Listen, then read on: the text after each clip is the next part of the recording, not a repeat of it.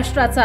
नमस्कार, मी सुधा संध्यालामध्ये आपलं सगळ्यांचं स्वागत। राष्ट्रवादी काँग्रेस शरद पवार पक्षाचे वरिष्ठ नेते एकनाथ खडसे दिवाळीच्या सुट्टीनिमित्त बाहेरगावी गेलेले असताना त्यांच्या जळगाव येथील शिवराम नगरमधील घरामध्ये चोरी झाल्याचा प्रकार आता समोर आलाय। या घटनेमध्ये त्यांच्या घरातून रोख रक्कम आणि सोन्याचे दागिने चोरट्यांनी लंपास केले आहेत। राष्ट्रवादीचे एकनाथ खडसे यांच्या बंगल्यावर चोरीचा प्रकार सकाळी उघडकीस आलेला आहे, नेमकी काय माहिती आहे? या ठिकाणी एक चोरी झालेली आहे।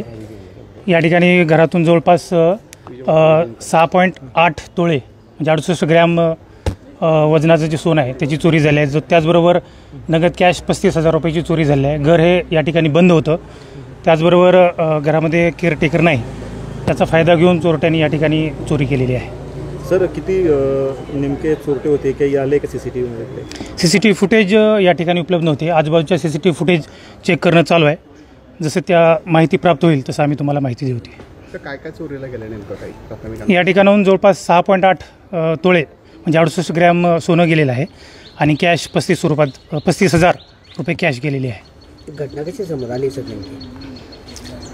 या ठिकाणी चोरी झाल्याची घटना ज्यावेळेस इथं केअरटेकर जे होते ते रात्री 9 वाजता घर बंद करून या ठिकाणी निघून गेलेले होते।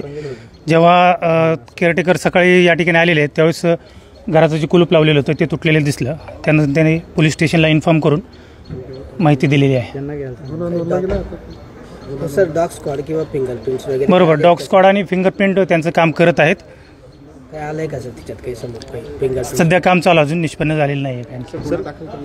हा गुन्हा दाखल करण्याची प्रोसिजर सुरू आहे।